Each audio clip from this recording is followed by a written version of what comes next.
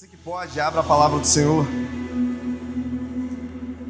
no livro de João, no seu capítulo 6.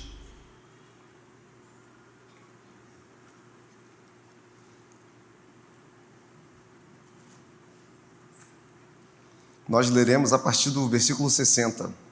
João 6, a partir do versículo 60. Amém? Ao ouvirem isso, muitos dos seus discípulos disseram: dura é essa palavra, quem pode suportá-la?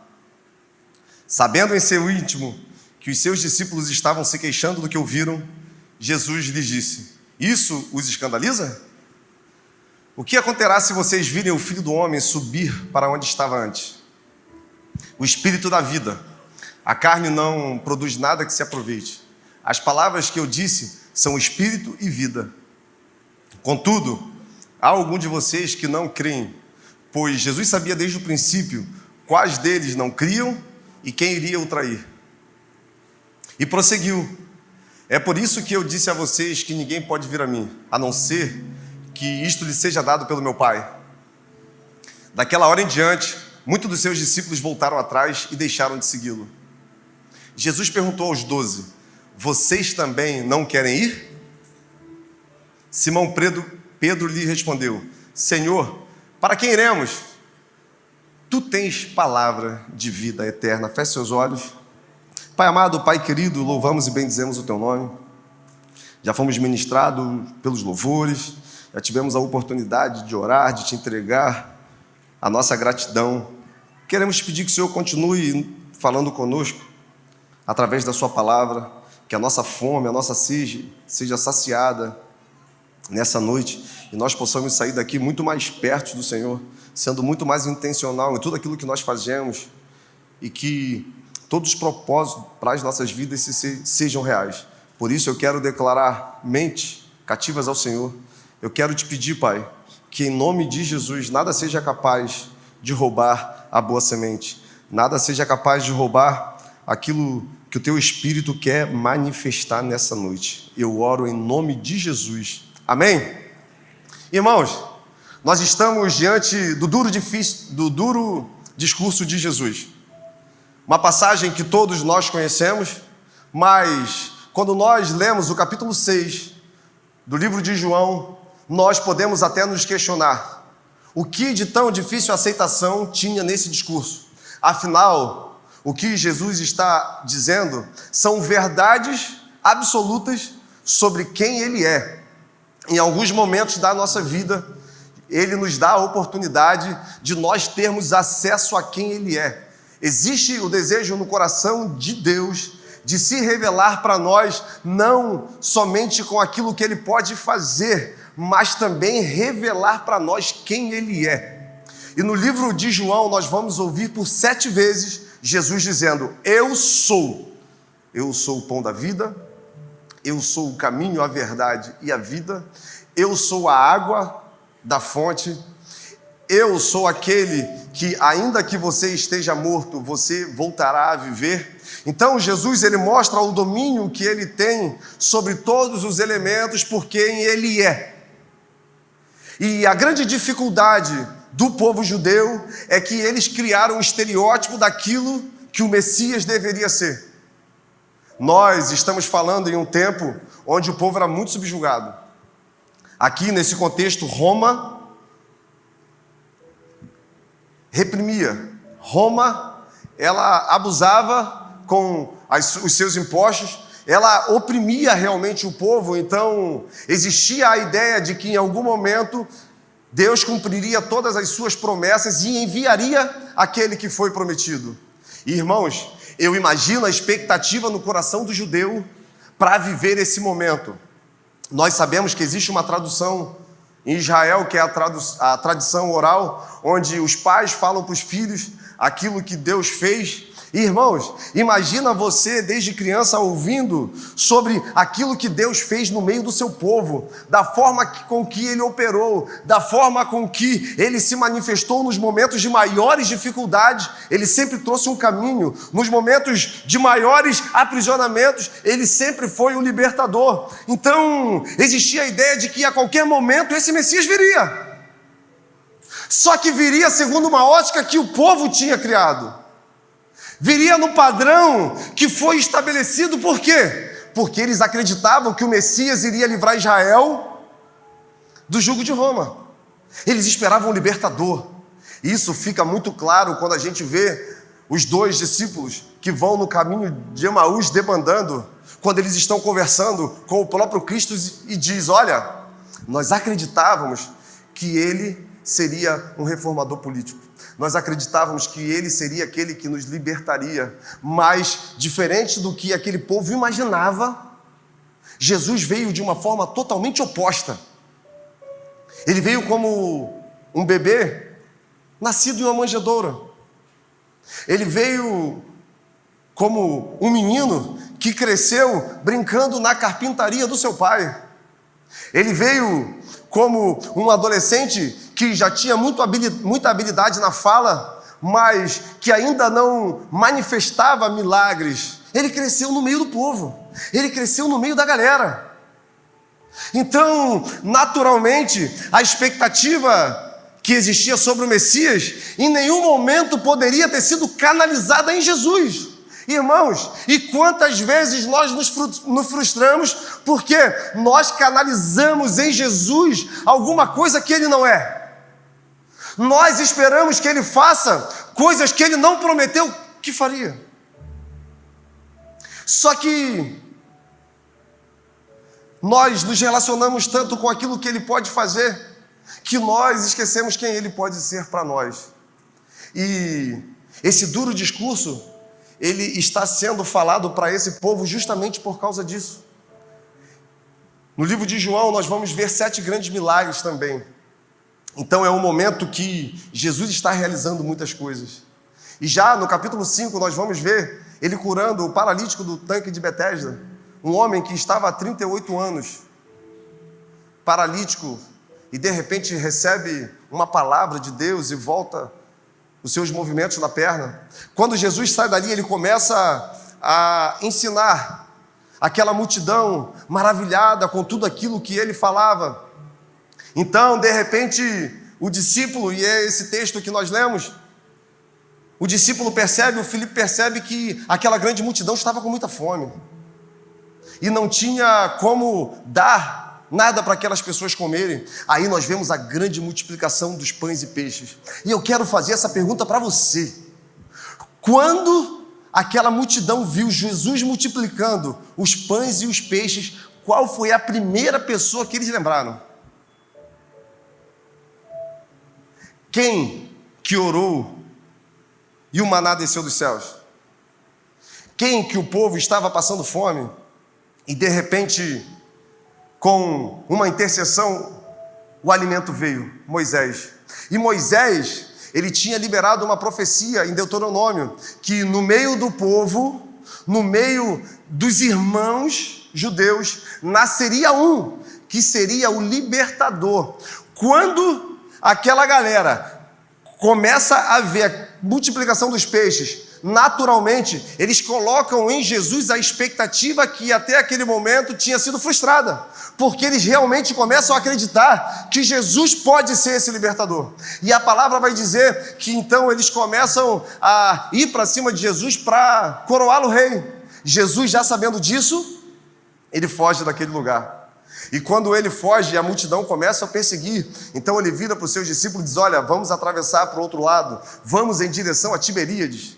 E nesse caminho uma grande tempestade se levanta e Jesus vem andando sobre as águas. Quando chega no outro dia, pela manhã, que a multidão percebe que Jesus não está mais naquele lugar, a multidão então agora começa a procurar Jesus. E de repente eles encontram Jesus. E esse encontro é interessante porque naquele momento Jesus vira para eles e diz: vocês me procuram não porque vocês viram os sinais. Vocês me procuram não porque vocês estão vendo milagres. Vocês me procuram porque vocês tiveram fome e eu saciei a fome de vocês. Olha que interessante. A introdução do difícil discurso é feita porque aqueles homens estavam atrás daquilo que Jesus podia oferecer para eles. Irmãos, quantas vezes nós condicionamos a nossa relação com Deus àquilo que Ele pode fazer por nós e nem percebemos. Nós temos uma rotina religiosa, nós viemos à casa do Senhor constantemente, mas sem perceber, nós estamos totalmente atrelados, totalmente apegados àquilo que Ele pode fazer. E era isso que estava acontecendo com o povo. Quando a multidão começa a ouvir essas palavras, eles começam a questionar Jesus, do porquê Ele está falando aquilo. E Jesus diz, olha, vocês têm que trabalhar não pelo que é perecível, não pelo que a traça, a ferrugem corrói, vocês têm que trabalhar pelo que é eterno. Irmãos, isso é muito profundo, porque em um tempo onde nós estamos tão enraizados no conquistar, no tempo onde nós estamos tão atrelados naquilo que Deus pode nos proporcionar, é natural que em algum momento a gente condicione a nossa relação com Deus a uma relação de pedinte e ofertante. É como se Deus fosse obrigado a nos dar, é como se Deus fosse obrigado a fazer alguma coisa nas nossas vidas, e isso se torna muito perigoso, porque quando eu entro nesse caminho, eu deixo de usufruir daquilo que Deus é. E Jesus, então, começa, nesse momento, a revelar quem Ele é. Há um tempo atrás, eu tive a oportunidade de chegar num lugar, e quando eu cheguei, tinha uma pessoa na minha frente e tinha uma menina aqui do lado, e ele virou para essa menina e falou assim, se é isso que você quer, pede para Deus. Não guarda para você. Transfere essa responsabilidade para Deus. Se você quer um relacionamento, se você quer uma família, se você quer que Ele faça alguma coisa na sua vida, fala com Ele. E ao ouvir aquela fala daquele homem, eu comecei a imaginar como Deus recebe as nossas motivações, como Deus recebe aquilo ou pelo qual nós o procuramos. E, irmãos, não existe nada de errado em termos de expectativas naquilo que Deus pode fazer. Eu quero deixar isso bem claro. Mas a nossa expectativa deve ser em ter aquilo que Ele é. Porque se a gente perceber, todos os milagres da palavra de Deus sempre tiveram um objetivo, que é revelar a glória de Deus. Nenhum milagre foi aleatório, só fazer por fazer. Em todo momento nós vamos perceber o milagre apontando para aquilo que Deus é. A gente vai ver Jairo sendo ressuscitado, e quando Jesus recebe a carta da sua irmã, ele diz, não é para a morte, mas é para que o nome do Senhor Jesus seja glorificado. Os milagres de Deus se tornam reais na nossa vida quando a gente entende que Ele só serve para nos aproximar daquilo que Deus é. Ele só serve para revelar para nós uma parte do seu caráter, e é isso que Deus deseja fazer conosco. Se revelar para que a gente tenha fé o suficiente, segurança o suficiente para nos mantermos presos a Ele, mesmo se Ele não fizer no tempo que nós acreditamos. Porque senão nós vamos nos frustrar, senão nós vamos nos cansar. Quantas pessoas vêm conversar com a gente, revelando situações aonde buscaram, aonde pediram, aonde jejuaram, mas aquilo que elas acreditavam não aconteceu e por isso se frustraram na fé. E normalmente eu pergunto, mas olha só, em algum momento você pensou que essa situação que você está vivendo seria para que o nome do Senhor Jesus fosse engrandecido? Em algum momento da sua vida você entregou e falou para o Senhor, seja feita a sua vontade? Ou em todo momento você só queria que Deus fizesse porque você achava que é melhor que Ele faça? Porque era dessa forma que o povo estava se comportando. Você tem que fazer, você tem que fazer. E Jesus diz, não, eu não vou fazer. Jesus diz o seguinte: eu sou o pão vivo que desceu do céu.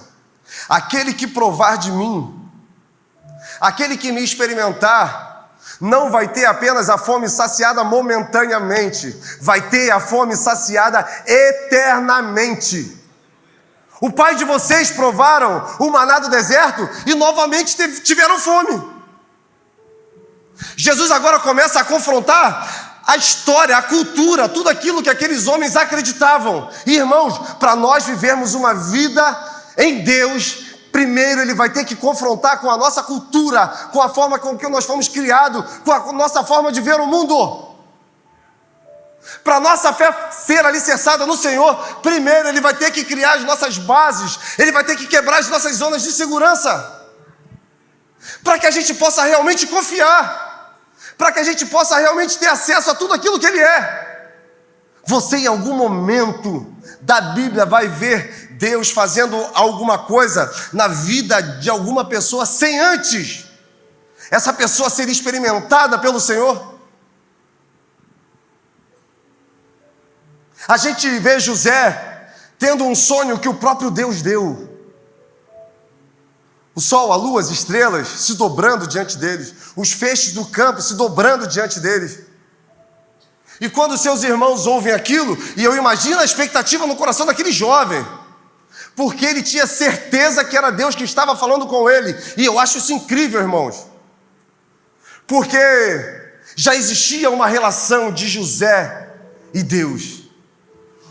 O sonho só é um momento, só é um desfecho de uma relação que era íntima, a ponto de Deus revelar aquilo que Ele vai fazer para aquele jovem. E no livro de Amós está escrito que Deus não vai fazer nada nessa terra sem antes comunicar aos seus profetas. Existe o desejo de Deus de compartilhar conosco aquilo que Ele vai fazer, porque nós somos a igreja dEle, nós somos a noiva dEle. Por isso a nossa relação com Ele não pode ser superficial o suficiente para que a gente continue na nossa zona de segurança, para que a gente continue vivendo os confortos daquilo que nós conquistamos. Porque para a gente ter essa sensibilidade, para a gente ter esse entendimento, primeiro, Ele vai ter que nos desconstruir. Por isso, o Evangelho é o poder de Deus para transformação de todo aquele que crê. O Evangelho é o poder de Deus para a transformação de todo aquele que crê. E aqueles homens perguntam a Jesus: o que nós faremos então para realizar a obra de Deus? E Jesus responde: a obra de Deus é essa. O desejo de Deus para vocês é esse, que vocês creiam naquele que me enviou. O que Jesus está querendo dizer é que o desejo de Deus é que aqueles homens crescem que Ele realmente era o Filho de Deus. Só que crer que Jesus é o Filho de Deus vai criar uma causa e efeito na nossa vida devastadora. Porque quando nós acreditamos que realmente Ele é o Cristo, o Filho do Deus vivo, a nossa vida é totalmente transformada. A nossa vida é totalmente ressignificada. Eu confesso que eu estava ali no cantinho e eu vi alguns irmãos, Andinho, Anne, Carinho, Tiago, que tiveram a oportunidade, que eu tive a oportunidade de conhecer durante a minha infância. E eu lembro que nós, em uma denominação, eu era muito desacreditado. Eu era aquela pessoa que talvez seria o último a ser escolhido da fila. E quando eu vi esses irmãos aqui, veio como um filme de tudo aquilo que Deus fez na minha história. E enquanto eu estava vivendo isso, a irmã Mônica, sem saber, mas movida pelo Espírito, veio e falou: pastor, posso te dar um abraço? E ela falou no meu ouvido tudo aquilo que eu estava pensando naquele momento, sobre quando o de repente de Deus chegou na minha vida, sobre o momento que a minha vida foi transformada, porque eu entendi que eu precisava entregar tudo ao Senhor. Crer significa entregar tudo a Deus. Crer significa abrir mão das vontades, abrir mão daquilo que significa para você e agora viver uma jornada onde é Deus que vai apontar o caminho. Só que é uma caminhada, irmãos, que é surpreendente, porque nós só conseguimos ver o agora, mas Ele vê o futuro. E foi assim na vida de José. Ele apenas acreditou, e acreditar vai ser determinante para a gente viver tudo aquilo que Deus tem. Sabe por quê? A gente acredita que crer é um sentimento, é algo que nós geramos dentro da gente quando nós estamos diante de um momento espiritual. Mas crer é um estilo de vida. Crer é ter a vida baseada na palavra, e a partir daí eu corresponder às expectativas do coração de Deus com obediência. Você quer saber se você crê em Deus? É só ver se você está obedecendo.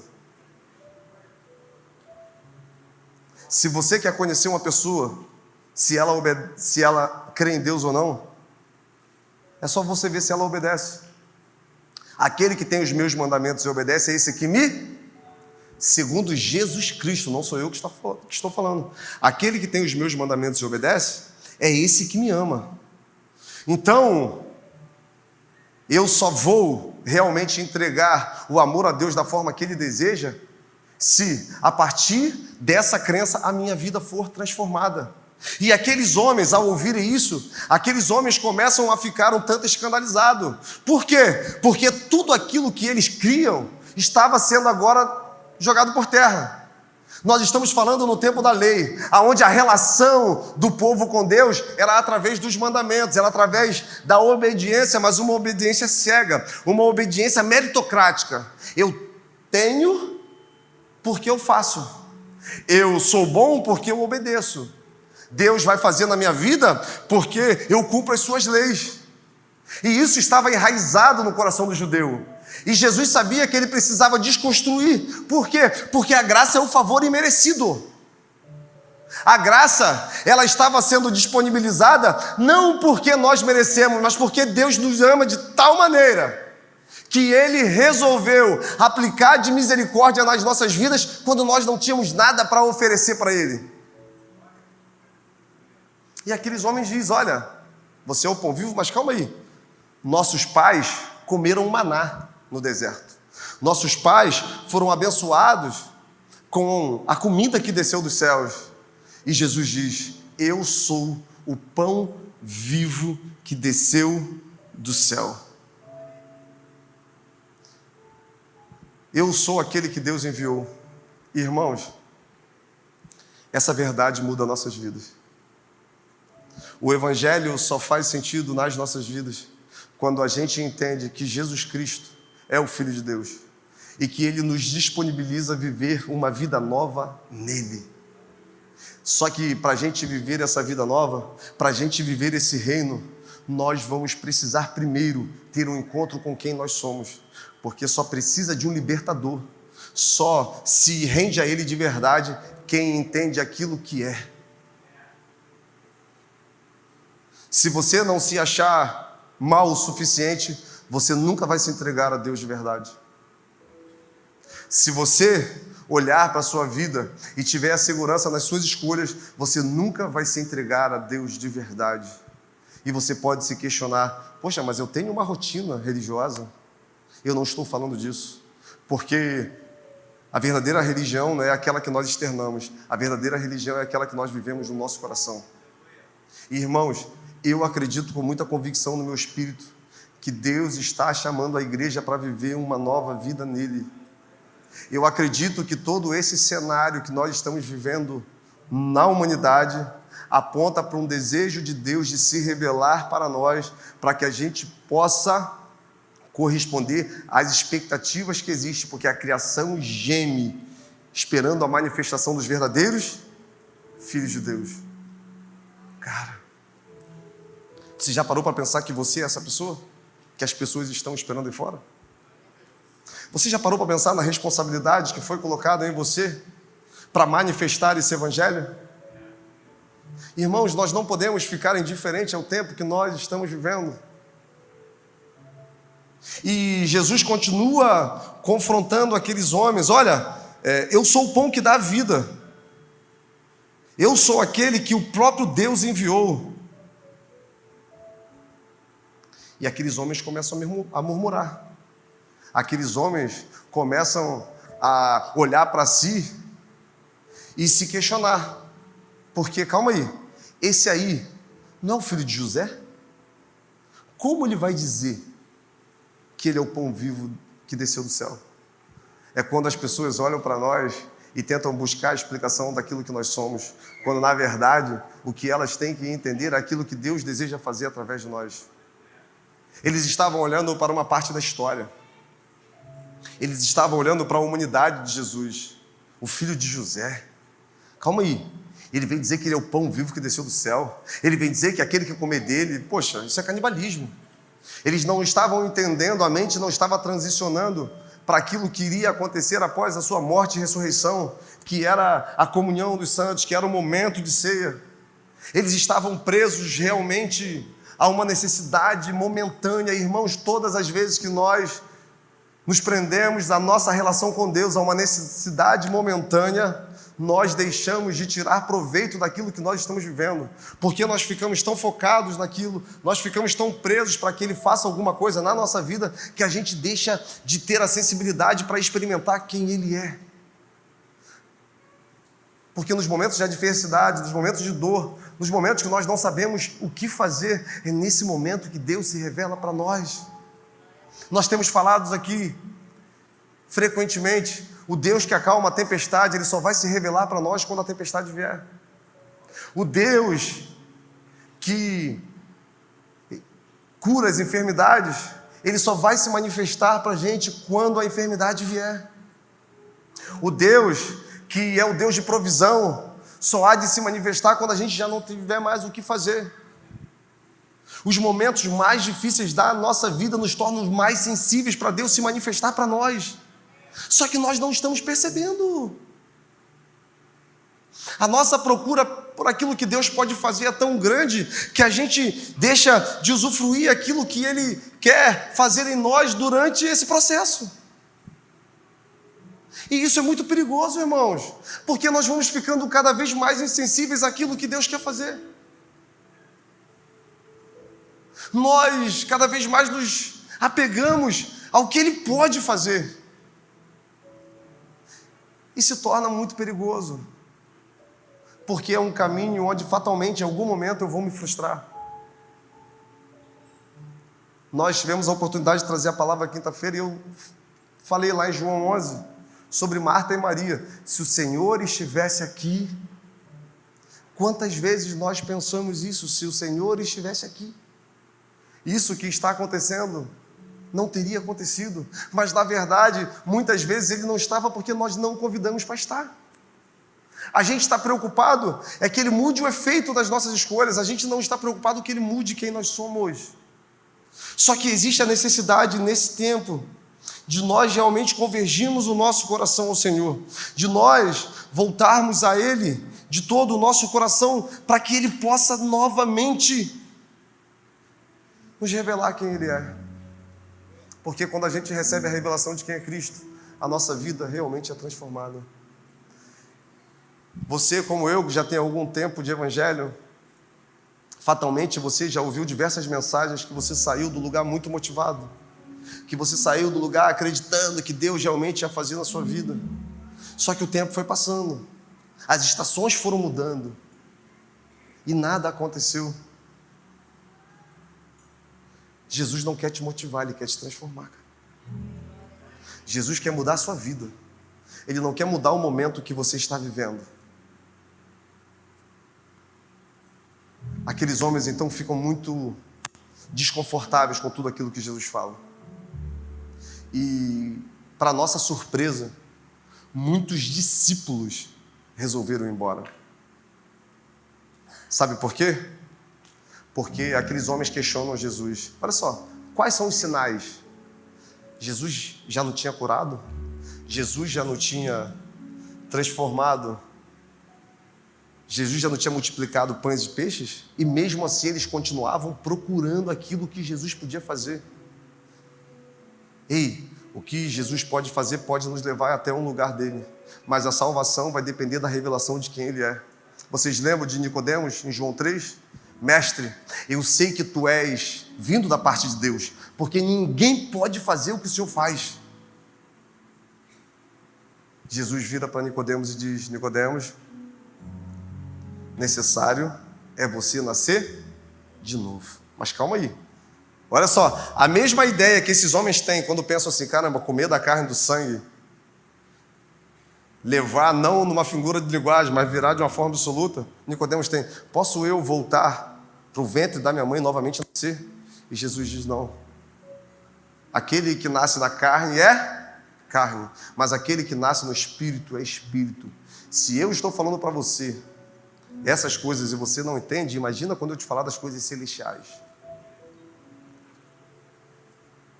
A luz é muito boa, o telão é muito legal, o ar-condicionado, a cadeira é muito gostoso, confortável, mas tudo isso só faz sentido se o Espírito Santo de Deus estiver aqui transformando vidas.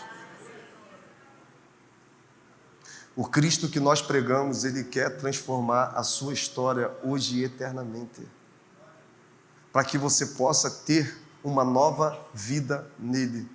O reino de Deus não é um lugar físico, o reino de Deus é um lugar espiritual, e só pessoas espirituais conseguem adentrar esse reino. Só que a gente se engana quando acredita que a gente só vai ter acesso ao reino de Deus quando a gente não estiver mais aqui, quando a gente morrer. Mas a partir do momento que nós morremos para a nossa vontade, a partir do momento que nós morremos para esse mundo, naturalmente nós já começamos a viver o reino de Deus, porque a eternidade das nossas vidas já começou. E o que nós temos feito com isso? O que você tem feito com tudo aquilo que Deus tem falado sobre você? O que você tem feito com todas as promessas que foram liberadas sobre a sua vida? Com as experiências que você já teve nele? Será que é necessário que ele faça mais alguma coisa para que agora você acredite que realmente ele tem expectativa a seu respeito? Será que é necessário que você seja motivado para você sair daqui acreditando que Deus pode fazer alguma coisa diferente na sua vida? Irmão, o que você precisa é Jesus Cristo. O que você precisa é entender que você tem responsabilidade com aquilo que Ele entregou nas suas mãos. O que você precisa é entender que Ele acredita em você o suficiente para entregar seu único filho. E a partir de agora é com você.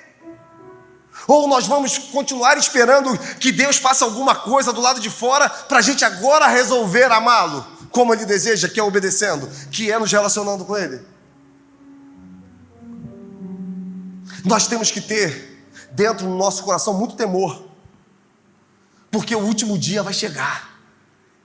Chegará o dia que Ele julgará as nações, e Ele não vai querer ouvir desculpa. Ele vai querer só que a gente apresente a Ele as nossas mãos e o que nós temos para mostrar. E erroneamente nós achamos que isso está condicionado àquilo que a gente está fazendo, a trabalho. Não. É aquilo que nós estamos nos tornando, aquilo que nós estamos fazendo conosco mesmo.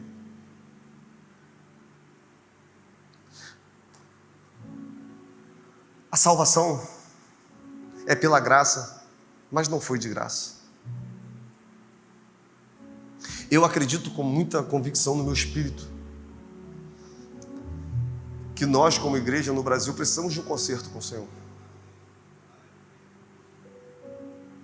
Nós precisamos voltar para o primeiro amor, para aquele lugar onde aquilo que Ele fazia não importa. O que importa é quem Ele é. O que importa é que eu me sinto tão constrangido com o que Ele fez comigo que eu entrego a minha vida de uma forma total a Ele, não só parte. Não é parte do meu tempo, não é momentos, é uma vida dedicada a Ele. E irmãos, eu quero que você receba essa mensagem com muito carinho. Eu quero que você receba essa mensagem com muito amor. Sabe por quê? Porque eu fui muito confrontado por ela. Eu fui muito confrontado quando eu queria de alguma forma trazer uma mensagem que estava no meu coração e o Espírito canalizava nisso aqui e ficava batendo na minha cabeça. Existe uma vida eterna esperando a gente. E a gente tem vivido como se essa vida não fosse acabar. A gente está projetando a nossa vida só para esse tempo. E Paulo vai dizer, se nós esperamos aquilo que Cristo tem para fazer apenas nessa vida, nós somos pior do que os incrédulos. O que ele está querendo dizer? Se a nossa expectativa está em conquistar, em Deus fazer só de forma terrena, nós somos piores que os incrédulos. Quando na verdade, quando a gente trilha o caminho de paz, de justiça, de alegria, naturalmente as coisas começam a acontecer nas nossas vidas. Porque quando a gente busca o reino de Deus, a sua justiça, todas as coisas são... Você percebe isso? Só que a gente quer primeiro que as coisas sejam acrescentadas para depois...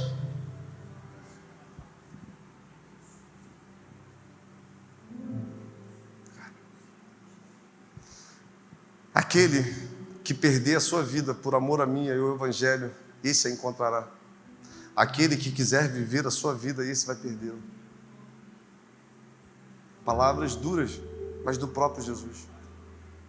Se a gente quiser ter uma vida eterna, nós temos que morrer para essa.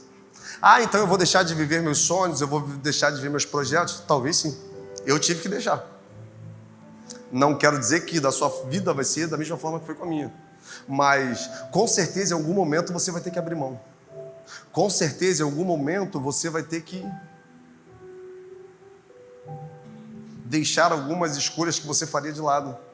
Você lembra do jovem rico? Pô, Jesus, eu respeito a lei, eu obedeço os mandamentos. Engraçado que Jesus não fala em mentira. Jesus concorda.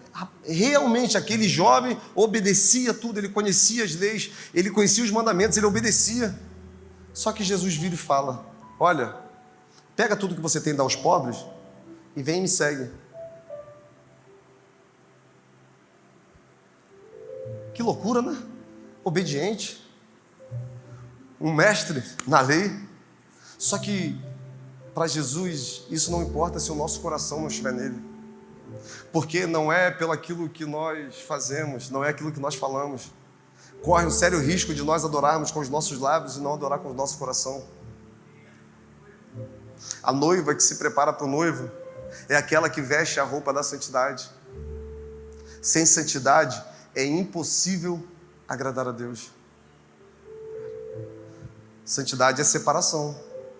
Santidade é uma obediência absoluta, mesmo que para isso a gente precise sofrer algumas coisas.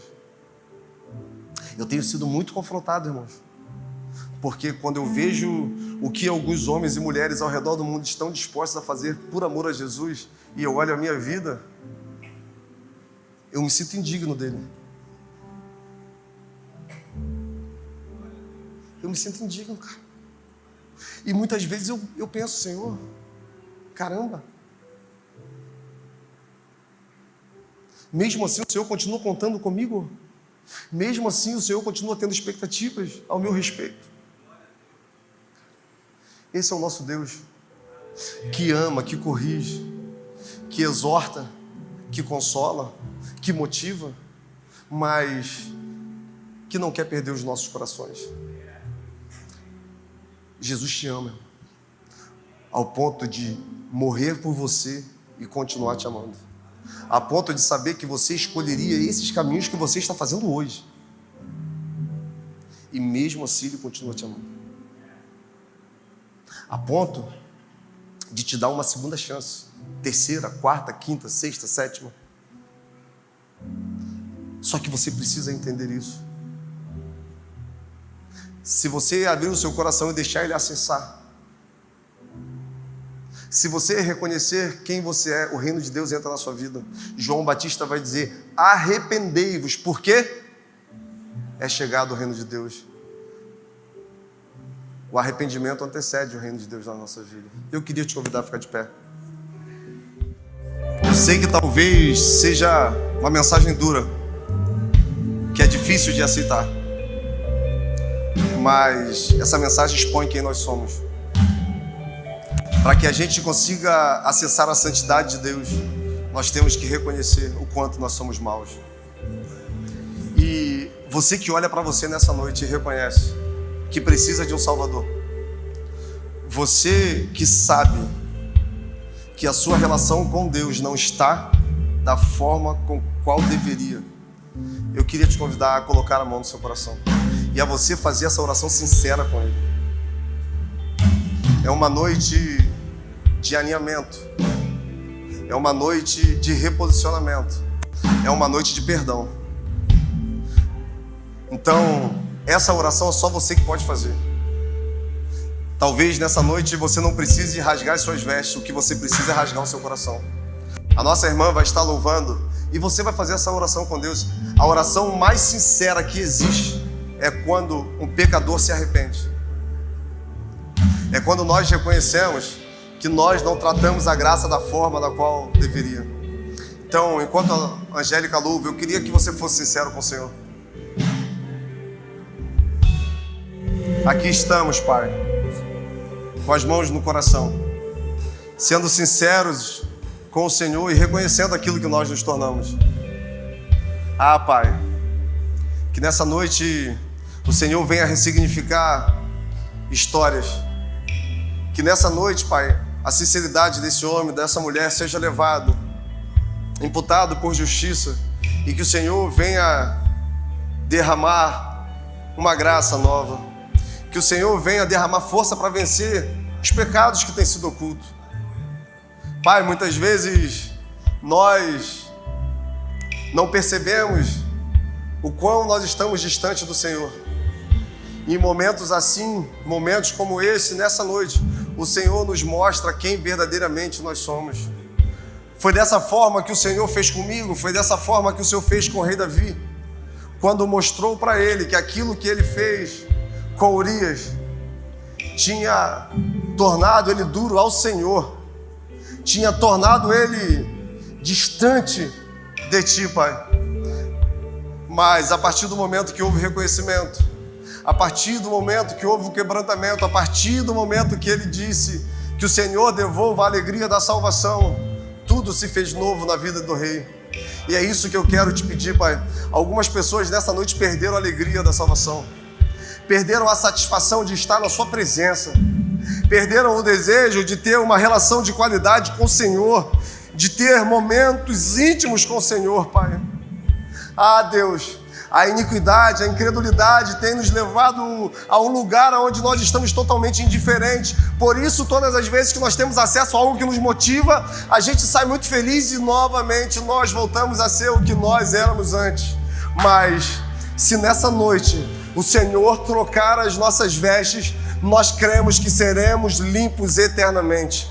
Se nessa noite o Senhor quebrar os nossos corações, tirar o coração de pedra e colocar um coração de carne, eu acredito, Pai, que nós seremos novamente sensíveis ao Senhor. Se nessa noite, Pai, a incredulidade, a iniquidade sair das nossas vidas, eu acredito que nós teremos uma vida nova no Senhor. Ah, por isso eu quero te pedir, Pai, que o Senhor venha ajudar homens e mulheres a vencer os vícios, Pai. Por isso eu quero te pedir, Pai, que em nome de Jesus, o Senhor levante um povo santo, um povo comprometido com a Tua palavra e tudo aquilo que aprisionava. Ah, Deus, nós queremos em nome de Jesus destituir a pornografia, nós queremos em nome de Jesus destituir a mentira, nós queremos em nome de Jesus destituir, Pai, a inveja, a ganância. Ah, Pai, nós queremos realmente reconhecer quem nós somos, para que o Senhor possa fazer de novo através de nós. Nós queremos sair dessa noite livres, Pai,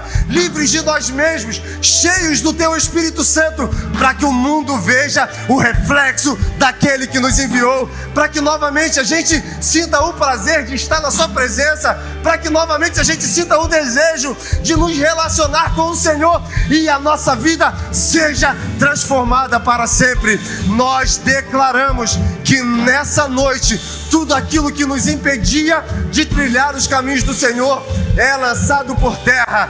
Nós acreditamos no domínio absoluto do Espírito Santo na nossa vida. Meu irmão, em nome de Jesus, que você saia desse lugar nessa noite de uma forma totalmente diferente ao qual você entrou. Seja livre para viver a vida que Deus tem para você.